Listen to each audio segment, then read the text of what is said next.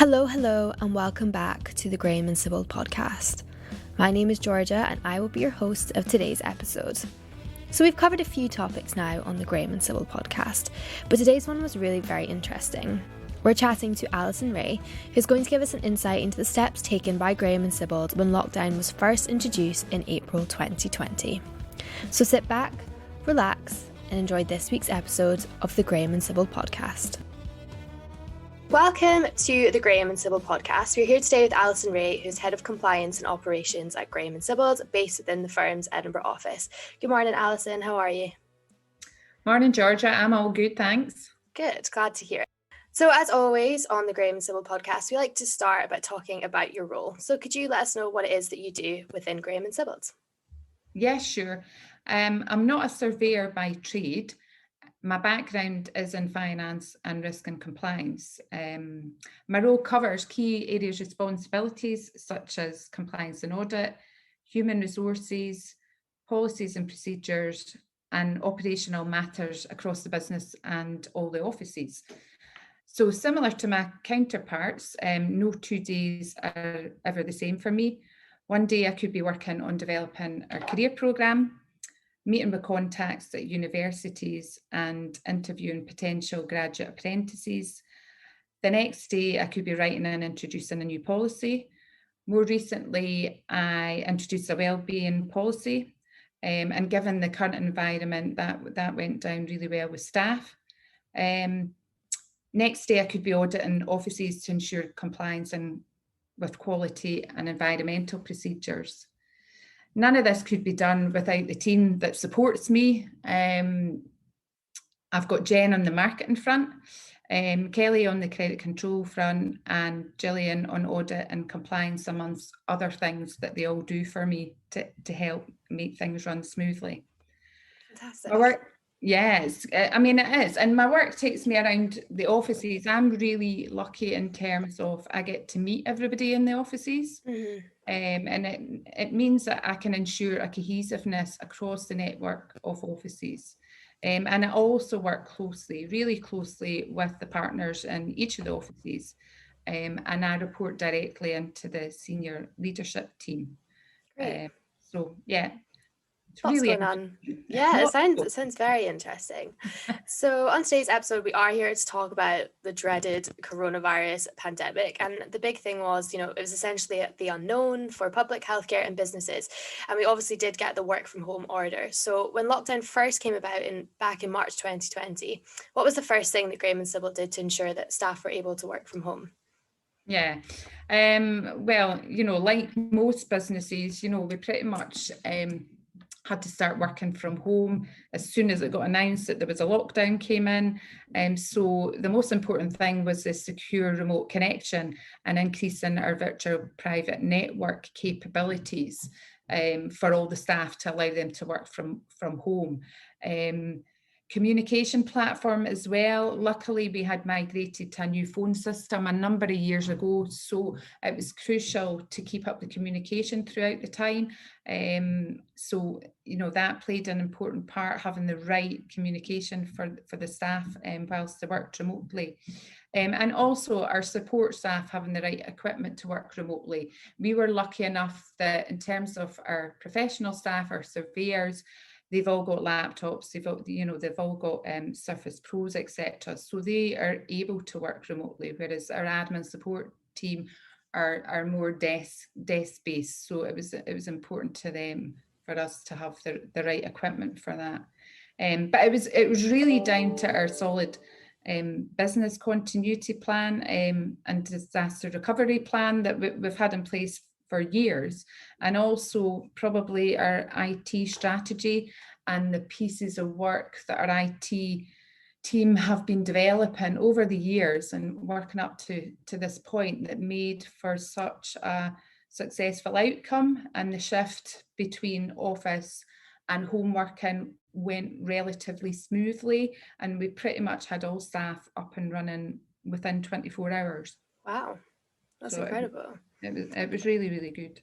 Yeah, it's a huge operation, as you said, moving everyone home. I'm also interested in how the management committee adapted to meet the needs of staff and keep up morale as well. Yeah. I mean, communication was key with everybody working remotely. We had an emergency management team, which is part of our disaster recovery planning. They were meeting regularly at the outset. In the early days as well, we conducted a staff survey on working from home, just to gauge staff's morale and to flag up any issues that they were maybe having that they hadn't flagged up before. We also had weekly Zoom meetings that was introduced across the business, so that line managers were keeping in touch with their staff members. Some were more serious Zoom meetings, some were more fun, and we introduced a bit more fun aspect to them on a Friday call, having quizzes, etc. on that. Oh, fun. Our senior partner also provided an update to staff on a regular basis, so it allowed them to know exactly, what was happening along the way. And like many businesses, we've had to adapt. We're all pretty much experts in Zoom and Teams. Oh God, yes. Yeah. and there's no doubt it'll change the way we do things going forward, I think, as we move out of lockdown, for sure. Yeah, definitely. I think Zoom, I don't think we all realised how much we needed Zoom until the pandemic happened. No. Yeah, just started using it just prior to lockdown. But everybody's now an expert. And what role did you play in aiding with the business's continuity through these uncertain times? Well, I mean, during the first lockdown, the market basically shut down, which did have an impact on the business. Surveyors weren't able to go out and survey people's homes or go out on inspections. The diverse nature of our business, however, meant that a number of our staff continued to work throughout, and this included our property management team and our rating surveyors. So they were supporting, those clients who continued to operate and required use of our services and assistance throughout the period. We also had a number of head office staff and partners working in tandem with those clients and to support those staff members that were working throughout. Probably purchasing COVID PPE was pretty challenging at the outset, to say the least. I think that, there was none out there, basically. So that was extremely challenging at the outset to get the PPE in place for those staff members that were actually working throughout the period. Also deciphering and understanding all the announcements and updates on the rules and the new measures that the UK and Scottish government were putting in place was challenging for us, and to make sure that we were keeping on top of things. We've got offices both in Scotland and England, and obviously with the different rules in the different two nations, we had to manage that as well.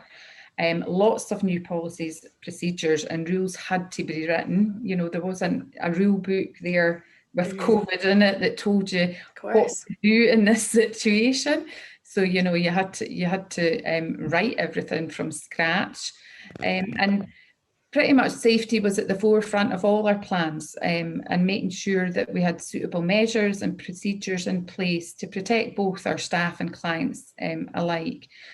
And probably on the back of that, our human resources team played an important role in managing the CGRS scheme and supporting the staff throughout, the furlough period. The management of that whole piece was quite admin intensive. So I think a lot of businesses, have felt the same throughout this time. Yeah, lots going on, and that's what I was saying earlier, it's the unknown, trying to get it all sorted. And obviously delighted that you're in the office. I'm speaking to you from the office, and that's obviously because restrictions are beginning to ease. So what safety measures have been implemented within the office to keep everyone safe? We've put safety measures introduced across all our offices. Our architectural team, we're lucky to have our own in-house, we've got our own architectural team. They played quite a pivotal role in, making sure that we were able to open up. They space planned our offices to ensure the 2 metre safe distancing rule between workstation. We've got the hand sanitizer stations in place. Signage was installed to serve as a reminder to staff. Offices were cleaned in advance of any staff coming into the offices. We've got key collection, drop off and pick up points for clients. We set up COVID secure workstations for those staff that were returning. Our admin staff were pretty much the first staff to return to our offices. It was important that we kept them in a secure environment. So our surveyors are pretty much working remotely and coming into the office from time to time, booking in a COVID secure desk, and our admin support team are working in safely from the offices.